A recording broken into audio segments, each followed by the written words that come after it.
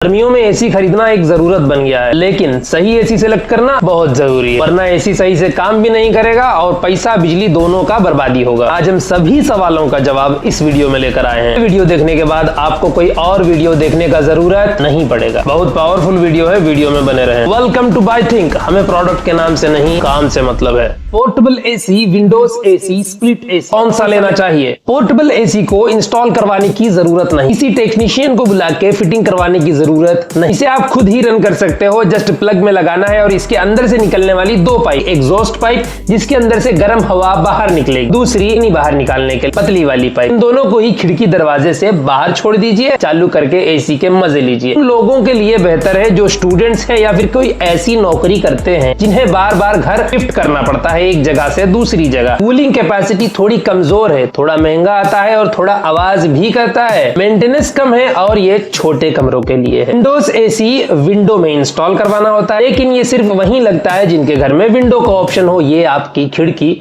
खा जाएगा। Portable AC से ज्यादा कूलिंग कैपेसिटी इसकी होती है, आवाज करता है, मेंटेनेंस भी कम होता है। विंडो एसी उन लोगों के लिए बेहतर है जिनके कमरे में या तो विंडो है, जो एक सस्ता और आसान से इंस्टॉल होने वाला एसी चाहते हैं। इन दोनों से बेहतर है स्प्लिट एसी। दो हिस्सों में आता है, एक कमरे के अंदर लगेगा, एक कमरे के बाहर। इंस्टॉल करना मुश्किल है, कंपनी वालों से ही इंस्टॉल करवाएं ताकि वारंटी इश्यूज ना आए। आजकल बहुत सी ब्रांड फ्री इंस्टॉलेशन का ऑप्शन भी देती है। सबसे ज्यादा कूलिंग कैपेसिटी होती है, थोड़ा महंगा होता है, कम आवाज में काम करता है। किसी भी तरह के कमरे में इंस्टॉल किया जा सकता है। बड़े कमरे और ज्यादा लोगों के लिए स्प्लिट एसी बेहतर है। एसी की कूलिंग कैपेसिटी 1 टन का एसी, 1.5 टन का एसी, 2 टन का एसी तुलना बर्फ से की जा रही है। 1 टन का एसी मतलब 1 टन बर्फ के बराबर की कूलिंग। 100 से 150 स्क्वायर फीट के कमरों के लिए 1 टन का एसी, 150 से 200 स्क्वायर फीट के कमरों के लिए 1.5 टन का एसी, 200 और अधिक स्क्वायर फीट के कमरों के लिए 2 टन या फिर उससे ज्यादा का एसी लेना होता है। दीवारों की पुताई अच्छे से की हो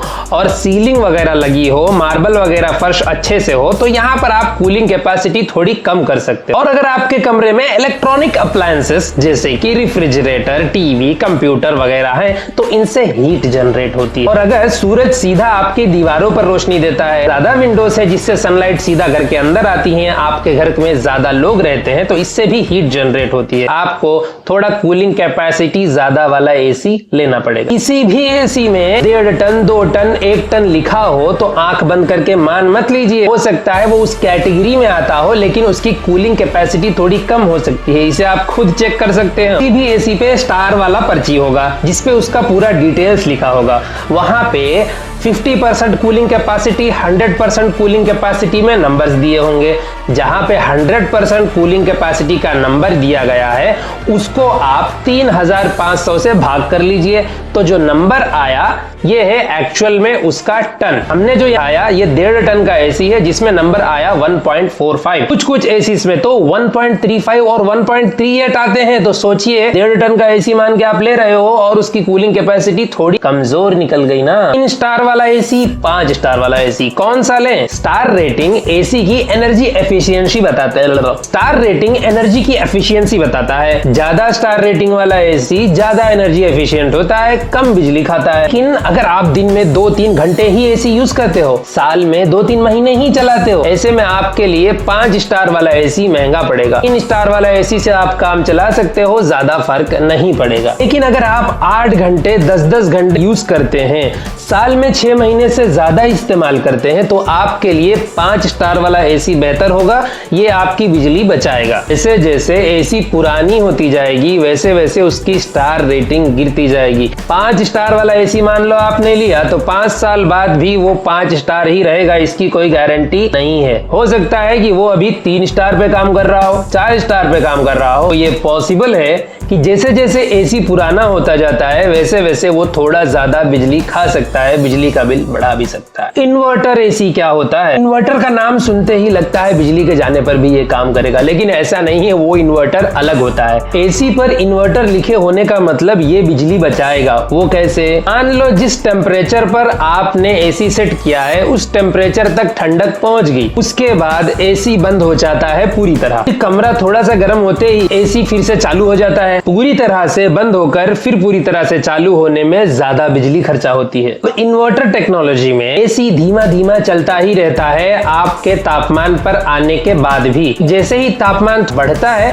वैसे ही आपका एयर कंडीशनर स्पीड चलने लगता है और आपके कमरे के तापमान को मेंटेन रखता है। इससे बिजली भी कम खर्चा होती है, कमरे का तापमान एकदम से घटता या बढ़ता नहीं, वो भी एक तरह से मेंटेन रहता है। ड्यूल इन्वर्टर टेक्नोलॉजी क्या है? यही काम कंप्रेसर भी करता है। सैमसंग वालों ने तो कंप्रेसर ही कुछ अलग डिजाइन कर लिया है, जैसे वो ट्रिपल इन्वर्टर एसी कहते हैं, तो ये और ज्यादा बिजली बचाता है। ओवरऑल इसका काम बिजली बचाना है और तापमान को मेंटेन रखना। एसी में कंडेंसर कौन सा हो? अरे वही आड़ी तिरछी पाइप जो लगी होती है, ये कॉपर की भी होती है और एल्यूमिनियम की भी होती है। एल्यूमिनियम की पाइप को मेंटेन करना मुश्किल है, कि ड्यूरेबिलिटी भी कम होती है, इसे रिपेयर करना मुश्किल होता है। एल्यूमिनियम पाइप की तुलना में कॉपर पाइप ज्यादा मजबूत होती है, ज्यादा दिन चलती है और इन्हें रिपेयर भी किया जा सकता है। एसी लेते वक्त कंडेंसर 100% कॉपर होना चाहिए। एसी कंडेंसर पर कोटिंग कौन सी हो? ये एक तरह का पेंट होता है, कोटिंग, जिसे डेवलप किया जाता है एसी कंडेंसर की पाइप्स पे लगाने के लिए, पहले से ही लगा हुआ आता है, जिससे आपकी एसी की इन पाइप्स पर जंग जैसा कुछ ना लगे, फंगस ना लगे, जल्दी से लीकेज की समस्या ना आए। तो इसमें कई वेराइटीज आती हैं, blue fin technology, Durafin technology, gold fin technology, ocean black technology,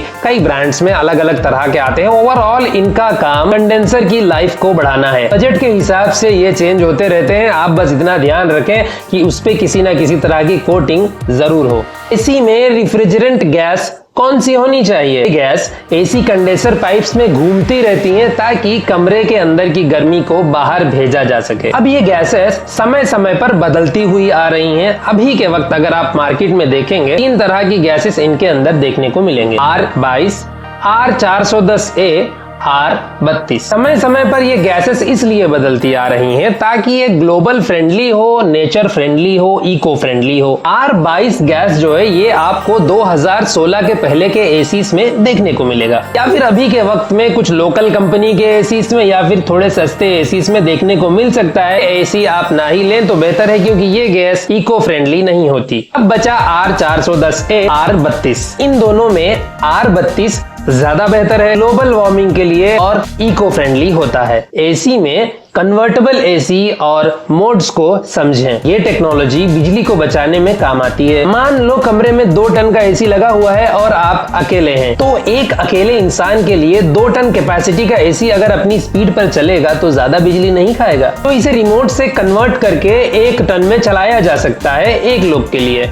1 से ज्यादा है तो 1.5 टन में चला लीजिए। तो इस तरह से कन्वर्टेबल मतलब इसके अंदर कुछ मोड्स होते हैं, जैसे कि 0.8 टन, 1 टन, 1.2 टन, 1.3 टन। तो 1, 2, 3, 4, 5, 6 लोग अगर इस तरह से चेंज होते रहते हैं तो इस तरह से आप इसे कन्वर्ट करके चला सकते हैं, जिससे आप बिजली का बिल बचा सकते हैं। आजकल के एसीस में 4 से 8 मोड्स आपको देखने को मिल जाएंगे। अलग अलग नाम इनके हो सकते हैं, इको मोड, फ्रेंडली मोड और ना जाने क्या क्या। तो आप जिस मोड पर चलाते हैं उस हिसाब से एयर कंडीशनर अपना तापमान को, फैन की स्पीड को और कमरे के अंदर जितने लोग हैं उस हिसाब की कूलिंग प्रोवाइड करता है। स्मार्ट एसी क्या होता है? स्मार्ट एसी चलाने के लिए आपके घर में वाईफाई लगा होना चाहिए। इससे आप अपने एसी को वाईफाई से कनेक्ट कर लेंगे और आपका एसी हो जाएगा ऑनलाइन। आप इसे मोबाइल एप्लीकेशन के द्वारा भी चला सकते हैं, गूगल और एलेक्सा जैसे वॉइस असिस्टेंट्स के द्वारा भी चला सकते हैं। आप दुनिया में कहीं से भी अपने मोबाइल से इस एयर कंडीशनर को ऑपरेट कर सकते हो। अब एआई वाला क्या सीन है एसी में? आजकल बहुत चल रहा है, जहां भी देखो एआई, आर्टिफिशियल इंटेलिजेंस। एसी को रिमोट से बार बार मैनेज करने से आपको बचाता है।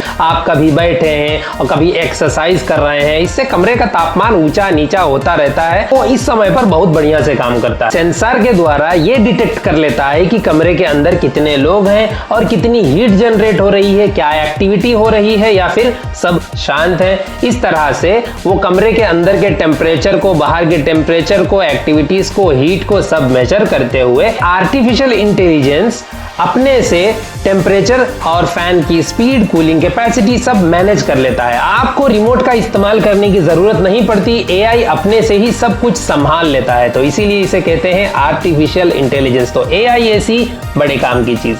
एसी में एयर प्यूरिफिकेशन PM 2.5 फिल्टर क्या होता है? कमरे की हवा साफ रखने के लिए बढ़िया से बढ़िया एयर फिल्टर लगाते हैं, जाली। कुछ एयर कंडीशनर में PM 2.5 HD फिल्टर लगा होता है जिससे हवा छन के आती है, और कुछ एयर कंडीशनर में इस तरह का एक डिवाइस लगा होता है जिससे 1 सेकंड में 3 ट्रिलियन कुछ एसीस में इस तरह का डिवाइस लगा होता है जिसमें 1 सेकंड में 3 ट्रिलियन आयन्स निकलते हैं। हमारे वातावरण में जो PM 2.5 पार्टिकल्स है उन्हें न्यूट्रलाइज कर देता है और हमें साफ हवा मिलती है। एयर क्वालिटी को आप कुछ एसीस के मोबाइल एप्लीकेशन में भी चेक कर सकते हो। एसी में 2 वे और 4 वे स्विंग क्या होता है? जैसा कि स्टैंड वाला फैन और कूलर लेफ्ट राइट घूमते रहते हैं, एसी में आपने देखा होगा एक फ्रेम ऊपर नीचे करता रहता है। कुछ एसीस में अंदर की तरफ कूलर की तरह फ्रेम्स लगे होते हैं जो ऊंचे नीचे के साथ साथ लेफ्ट राइट भी घूमते हैं, जिससे 4 वे स्विंग होता है, हर तरफ हवा फैल जाती है। तो 2 वे स्विंग एसी और 4 वे स्विंग एसी में 4 वे स्विंग एसी ज्यादा बेहतर है, जिससे कमरे के कोने कोने तक ठंडी हवा पहुंचती है। एसी में एयर ड्राई टेक्नोलॉजी क्या है? ये एक फंक्शन है जिसे बरसात के दिनों में यूज किया जाता है। बरसात के दिनों में नमी का स्तर बहुत अधिक होता है। ये मोड कमरे के अंदर हवा को ड्राई बनाकर तापमान को ठंडा और ड्राई रखता है। एसी में स्टेबलाइजर फ्री या फिर स्टेबलाइजर इनसाइड लिखा होता है।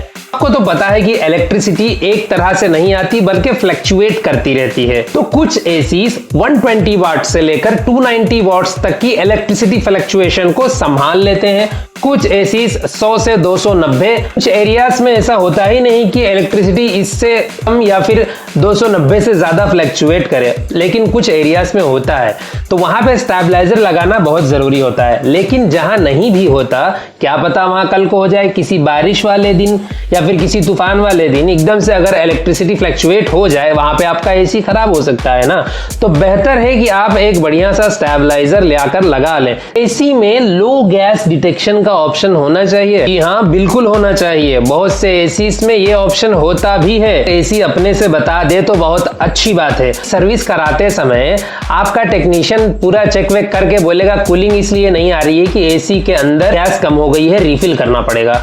अरे भाई, गैस तब कम होती है जब उसके अंदर लीकेज हो, या फिर आप एक घर से दूसरे घर शिफ्ट कर रहे हो, ऐसे में गैस कम हो सकती है। आपके एसी में पहले से ऑप्शन हो डिटेक्ट करने का, तो एसी कम होने पे खुद ही बता देगा। तब आप इसको सबसे पहले तो लीकेज को ठीक करवाएंगे, फिर उसके अंदर गैस फिलिंग करवाएंगे। कभी एसी कम सफाई होने की वजह से भी कम कूलिंग देता है। लो गैस डिटेक्शन की ऑप्शन होना बेहतर है। एसी में ऑटो क्लीनर क्या होता है? का नाम ब्रांड टू ब्रांड अलग हो सकता है। सेल्फ क्लीनिंग, ऑटो क्लीनिंग, कुछ भी हो सकता है। काम ये है कि ये अपने अंदर बर्फ को जमा लेता है। अब मान लीजिए धूल मिट्टी कुछ भी अंदर जमा हो सकती है ना, उसको ये बर्फ से जमा देता है। उसके बाद बर्फ पिघला देता है। लगभग 15 से 20 मिनट का ये प्रोसेस होता है और वो पानी के साथ पूरा एसी साफ हो जाता है। लेकिन हाँ, उसके ऊपर जो फिल्टर वगैरह लगे होते हैं, इसे तो आपने खुद ही साफ करना होता है अगर आपके एसी में, तो बहुत अच्छी बात है। एसी का इंडोर यूनिट, आउटडोर यूनिट, इसे आप खुद ही क्लीन कर सकते हो।